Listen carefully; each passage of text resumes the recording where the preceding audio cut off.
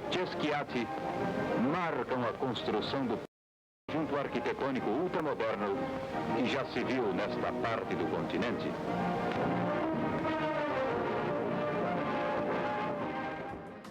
A modernidade chegou pelos traços de Oscar Niemeyer, na época, um jovem arquiteto que aceitou o desafio proposto por Juscelino Kubitschek de transformar a região da Pampulha em um símbolo do desenvolvimento. Na época da inauguração, a beleza e a ousadia das construções eram exaltadas. O cassino, edificado na única elevação do terreno, domina nítido a paisagem com sua nobreza e sobriedade de linhas. Os vidros permitem a visão clara da lagoa e suas velas.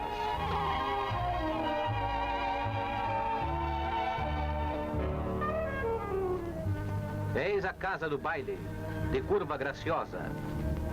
O iate, perfeito navio ancorado à margem de um lago de sonho, com seus barcos, sua praça de esporte, sua piscina, seu playground, suas mulheres bonitas e seus atletas, compondo um quadro natural e espontâneo que os olhos não cansam de ver.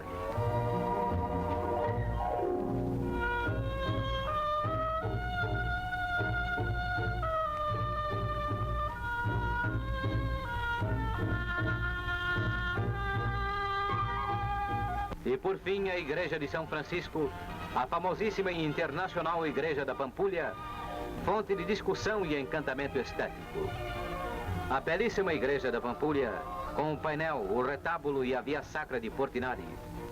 O batistério de Alfredo Schiatti, completando o milagre de simplicidade e equilíbrio do gênio de Oscar Niemeyer Soares Filho.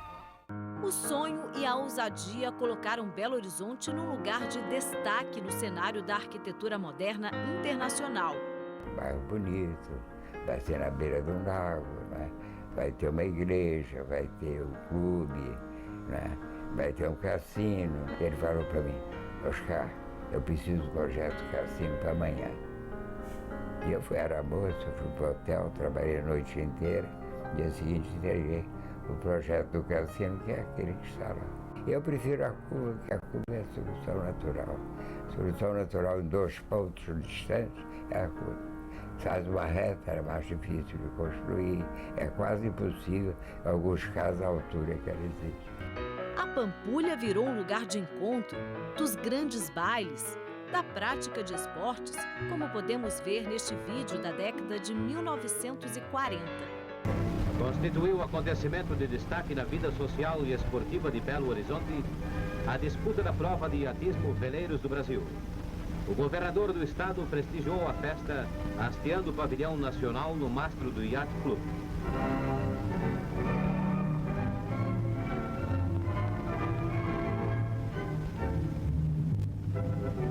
A paisagem maravilhosa da Pampulha serve de moldura para os ágeis e leves veleiros que cingam as águas do lago.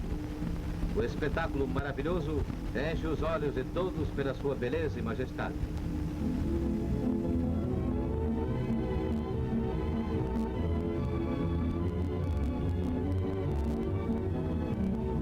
A prova constituiu um sucesso completo, tanto no campo esportivo como no social. Além do espetáculo de rara beleza proporcionado aos mineiros, confraternizou os esportistas de todo o país numa festa magnífica para os olhos e para o espírito. A lagoa, cheia de barcos, está bem presente na memória de Dona Maria Luísa, de 76 anos. Era tudo livre, a gente andava de barco aí pela lagoa, a lagoa era limpinha, ia buscar comida no iate, de barco. Tinha aquele ancorador ali, funcionava. O papai tinha um barco que chamava São Pedro, que ficava ali, a gente toda hora estava no São Pedro, andando para lá para cá. Era outra história da lagoa. A família dela era vizinha de muro de JK. Não tinha muro dividindo a casa do Juscelino da nossa casa. E lá em casa não tinha piscina. Então, quando a gente era menino, a gente vinha nadar na piscina daqui. E às vezes fugido. A casa foi projetada em 1943 por Niemeyer para ser a residência de fim de semana da família Kubitschek. O pai de Dona Maria Luísa era amigo do então prefeito e quando eles se reuniam... Era um encontro. amigos, vinham outros homens, viola, peixe-vivo, salgadinho, aquele movimento mesmo. Mas era uma alegria. Era. E a senhora falou que ficou marcado o peixe-vivo aí na memória da senhora, Ficou né? muito marcado. Por quê? Porque, para mim, que era uma criança pequena, ver aquela quantidade de homem cantando zum, zum, zum, e depois as mulheres entrando, cantando peixe-vivo, era assim um sinal de, não sei, de alegria, de renascimento, de descoberta, de alguma coisa boa. Dona Maria Luísa se casou na Igrejinha da Pampulha e mora na casa que era dos pais dela desde a década de 1970. Pampulha faz parte de mim, está aqui dentro. A escritora Cris Guerra também tem lembranças deliciosas ao visitar a Pampulha. Os avós dela eram muito amigos de Juscelino e compraram a casa que foi de JK. Todo domingo a gente vinha para cá, desde que eu me entendo por gente. Era a casa de fim de semana, depois ela se tornou a casa da minha avó definitiva. E o quarto da vovó, na verdade, essa cama, ela foi do Juscelino, né? Então eu tenho orgulho de dizer que eu dormia depois do almoço na cama que foi do Juscelino, porque a coisa que eu mais gostava quando eu vinha almoçar com a vovó era dormir na cama dela. Então ela tinha uma coisa de... eu acho que é esse gostinho de mãe mesmo. Eu tinha uma relação muito especial com a vovó. Eu tinha uma relação muito próxima. A casa foi transformada em museu em 2013. O antigo quarto da avó guarda lembranças e fotos da família. O Juscelino foi padrinho de casamento da mamãe e papai, porque ele era muito amigo do vovô, o vovô era de Diamantina, eles foram colegas de seminário.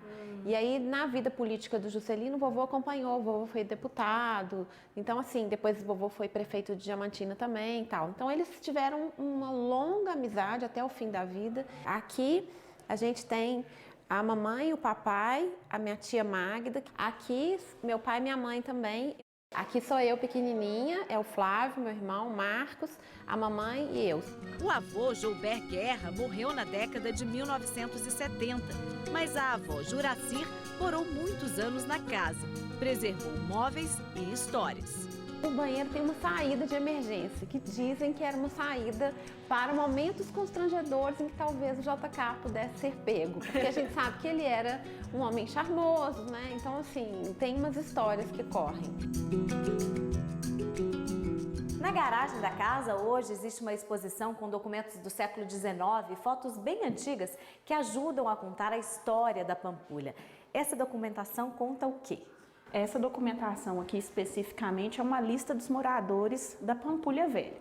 Quando ainda não existiam documentos cartoriais como existem hoje, né, a prefeitura fazia essas listas, onde a gente tinha indicação do nome do proprietário da terra, o tamanho desse terreno e quanto ele valia em réis naquele momento. A ideia dessa exposição é mostrar para a comunidade, né, para o turista, como era a Pampulha Velha. Né? Essa parte marrom da exposição, ela quer mostrar o que veio antes do Niemeyer do JK, o que estava aqui. Aqui então você tem fotos dos moradores, das festividades, como eram as igrejas. Tem muitas fotos aqui que mostram um pouco da religiosidade dessa comunidade. Na exposição, o visitante encontra fotos da construção da Pampulha, do tempo em que se praticava esporte aquático na lagoa. O passeio pela casa revela a modernidade do projeto de Niemeyer. Os jardins do paisagista Burle Marx ajudam a compor a beleza desse lugar.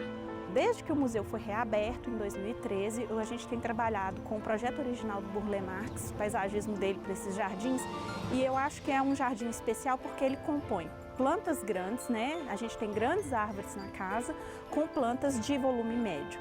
E ele misturou muito, Burle Marx brincou muito com texturas, com cores, né? Com formas dentro desse jardim.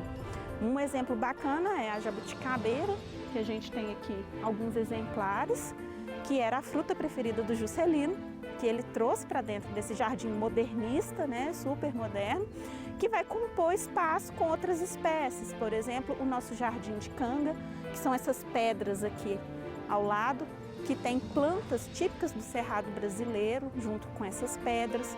Então aqui você vai encontrar uma harmonia diferente, né, do que as pessoas estão acostumadas. Privilégio é ter uma infância vivida intensamente nesse jardim. Eu tenho um carinho enorme pela Pampulha, eu nem disfarço, assim. A pessoa fala, você quer me mostrar um lugar da cidade? Eu quero te mostrar o lugar onde mora a minha infância, né?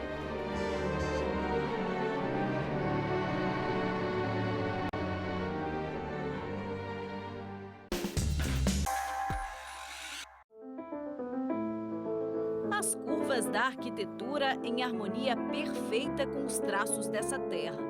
A beleza no desenho das montanhas, nas formas moldadas pelo homem, a ousadia que fez o mundo olhar para Minas.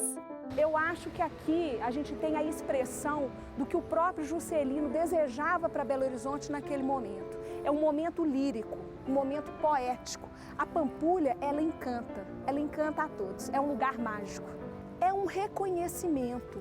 Estar na lista do Patrimônio Mundial da Unesco é um grande reconhecimento do valor universal e excepcional do conjunto moderno da Pampulha. Niemeyer inaugura a arte junto com a arquitetura, reinaugura porque ela já estava no barroco, ele bebe das fontes, os modernistas bebem da fonte das cidades históricas de Minas, traz a arte de volta, os azulejos, que era questão de Portugal, as esculturas, os painéis, traz isso de volta para a arquitetura. A modernidade, ela é um rompimento com o passado, ela é um novo paradigma moderno, novo, e tudo que era passado não era bom. Minas e os modernistas brasileiros dizem não, é preciso sim relembrar o passado, a arquitetura é uma continuidade e nem por isso deixaram de inventar uma forma nova, original. O conjunto arquitetônico foi inaugurado em 1943. O antigo cassino, o iate, na época Iate Golf Club, a Igreja São Francisco de Assis, a Casa do Baile. Foi um acontecimento na sociedade. As famílias passaram a frequentar o clube com vista para a lagoa. E não demorou muito para correr a notícia sobre o novo ponto de badalação da cidade, a Casa do Baile. Todo mundo muito chique. Muitas pessoas não podiam entrar, o homem tinha que entrar de black tie, né? Gravatas, as mulheres de longos, né? Era tudo muito espetacular. Seu de Paolo era criança nessa época, só que o pai e o avô dele trabalhavam na casa. E a mãe passou a frequentar o lugar quando soube que por este salão circulavam as moças mais belas da cidade. Ela ficava com ciúme e não queria deixar ele vir sozinho. Ela queria vir para ficar vigiando o que ele ia fazer. Aí só via junto? Eu via junto, era oportunidade. São muitas as lembranças daquele tempo. Aqui era a cozinha. Fizeram uma reforma aqui, naturalmente, né? Aqui era a cozinha e tinha uma porta. É através dessa porta que saíam os garçons para servir. Como aqui é redondo, as mesas se portavam em volta, né? Junto ali todo aquele vitral maravilhoso. E aqui... Existia aqui uma iluminação especial também, muito maravilhosa aqui no teto. E aqui ficava a orquestra. Aqui ficavam os componentes, os músicos todos. E naquela altura ali ficava o piano de frente para cá, e atrás do piano é que tinha uma mesa especial, essa mesa onde eu ficava com minha mãe e com meu pai também. Para o senhor vir aqui era uma alegria. Maravilhosa. Eu podia ouvir a música de pertinho, ver o pianista tocar, comer batata frita, tomar guaraná, tomar limonada. Era uma glória. E a influência do piano foi grande na sua vida? Eu acho que foi, porque eu adorava música, passei a gostar mais ainda e com isso me tornei um músico, né? Que eu sou pianista e compositor também. Música e dança na Casa do Baile, jogos no cassino. Para as pessoas não precisarem contornar a lagoa para ir para o cassino ou vir aqui para dançar e participar dos jantares, havia um barco grande, bonito, que levava e trazia as pessoas do outro lado da lagoa para cá. E no cassino também tinha música. Aqui era o lugar de dançar. Aqui é o lugar das mesas. E as mesas originárias são essas. Então ficavam várias mesas aqui o povo dançava e aqui ficava a orquestra. Isso aqui é o fosso da orquestra. Ele tem fosso de orquestra. Aqui tirava e os músicos ficavam aqui para o cantor ali. Os projetos de acústica e iluminação eram inovadores. Você está dançando, eles estão escutando a nossa voz, mas muito baixa, não é? E nós estamos, eu estou escutando perfeitamente o que você está falando, até mais alto do que está amplificado. E isso permitia uma conversa Uma ao pé de ouvido. conversa ao pé de ouvido. Enquanto a música rolava. E uma música rolava e a música passa mais para lá. Aqui vem uma música mais menor e o que conta aqui é a voz de um para um. Isso é fantástico, porque eu não conheço lugar no mundo que tem uma qualidade arquitetônica, técnica, acústica tão interessante. Mas durou pouco, 3 anos. Em 1946, o general Eurico Gaspar Dutra proibiu a prática e a exploração dos jogos de azar no Brasil. O prédio do cassino chegou a ficar fechado. Em 1957, virou o Museu de Arte da Pampulha. O Museu de Arte da Pampulha é a grande referência dos artistas mineiros. Com as exposições dos salões, com as aquisições de obras através dos salões, as doações dos artistas, o acervo começa a se formar, né? E essa importância começa a se consolidar. Né? Hoje nós temos um acervo com mais de 1.400 obras de arte, que ao longo desse tempo foram adquiridas, foram doadas. Mas neste museu, os olhares não se voltam apenas para as obras de arte, não. O museu, ele tem uma apropriação do espaço, porque aonde ele está localizado são 14 mil metros, é praticamente um parque. Então as pessoas se apropriam não só dos jardins de Burle Marx, não só do edifício desenhado por Oscar Niemeyer, não só das exposições que aqui estão, mas de todo o entorno, da paisagem, da atmosfera. Então, a ocupação, ela é num todo do espaço. Muitas pessoas vêm ao museu, às vezes, nem para ver as exposições, para simplesmente contemplar o prédio, porque o prédio, por si só, já é obra de arte. Sem o cassino, a Casa do Baile, aos poucos, também perdeu o glamour. Até a década de 50, o local ainda funcionou como restaurante e espaço de dança. Depois ficou abandonado. Só nos anos 90 foi aprovado um projeto de restauração e em 2002 a casa foi transformada em um centro de referência de urbanismo, arquitetura e design. Este painel foi feito pelo Niemeyer em 2003 durante uma visita à Casa do Baile. E aqui ele deixa claro como a Pampulha foi importante para o projeto de construção da capital do país. Ele chegou a dizer na época, Pampulha foi o início de Brasília, os mesmos problemas, a mesma correria, o mesmo entusiasmo. E seu êxito influiu com certeza na determinação com que JK construiu a nova capital. O que chama atenção na Casa do Baile, primeiro é a relação, é como essa arquitetura aqui ela está articulada com a paisagem. Então você pode observar, né, pelas visadas que nós temos aqui, é uma arquitetura que está em conexão com o ambiente externo. Ela está conversando com aquele ambiente sobre o qual ela foi projetada, né? Então acho que isso é o primeiro ponto que chama atenção. O segundo ponto, e aí eu acho que é o grande charme da Casa do Baile, é como o Oscar Niemeyer trabalhou o concreto armado. Então, por exemplo, a nossa marquise, né, é uma famosa marquise já estampada aí nas revistas, as publicações internacionais, que mostra como o arquiteto ele foi se soltando das amarras de como o concreto armado era utilizado, buscando trabalhar a curva, buscando trabalhar a criatividade, a liberdade, como o próprio Oscar Niemeyer gostava de falar. Foi aqui que acontece um grande divisor de águas na arquitetura moderna, não só brasileira, mas mundial. A partir da Pampulha, o Niemeyer vai transformar e, de certa forma, ele vai influenciar arquitetos de todo o mundo. A Pampulha representa uma mudança nos rumos que foram inicialmente estabelecidos pelos grandes teóricos da arquitetura mundial, como Le Corbusier e outros. O Oscar Niemeyer, associado ao Burle Marx, associado ao Cândido Portinari, conseguem criar uma alternativa para esses caminhos, baseados na curva, na criatividade, no uso de espécimes vegetais brasileiras. Então todas essas coisas, todos esses elementos, eles mudam a história da arquitetura no mundo. E neste conjunto cheio de charme está a Igrejinha São Francisco. As linhas curvas, os tons de azul, uma mistura de religiosidade e arte. O Niemeyer, né, além do valor arquitetônico, ele reuniu artistas de grande importância na época, né, que são nomes reconhecidos, né, na arte brasileira e mundial, como é o caso do Portinari, né? Então ele executou o painel, né, a parede do presbitério, com a figura do São Francisco, que é o santo de dedicação da igreja. O que é focalizado na imagem é o momento em que ele se despe das vestes, né? Há uma passagem na vida do santo em que ele retira suas vestes, né? E para uma expressão enfim, renúncia à riqueza, aquilo que marca a trajetória de vida dele, né, enquanto santo. Tem também esculturas de Alfredo Seschiati.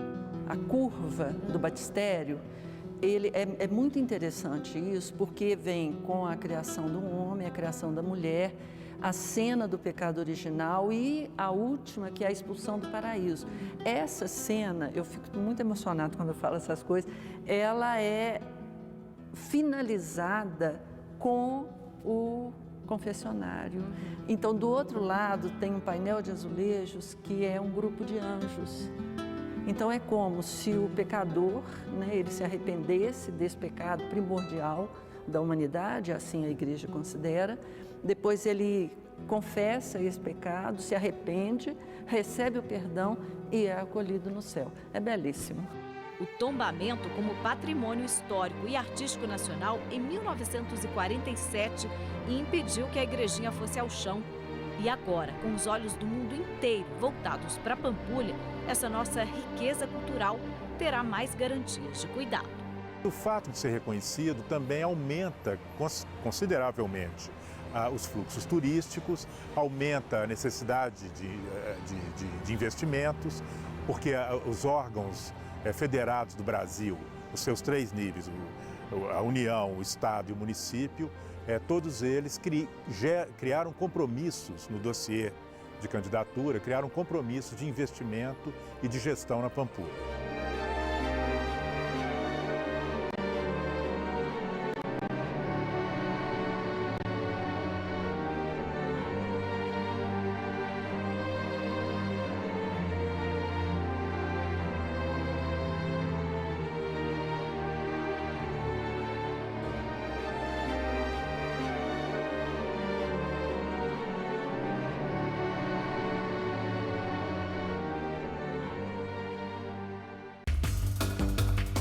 Globo News.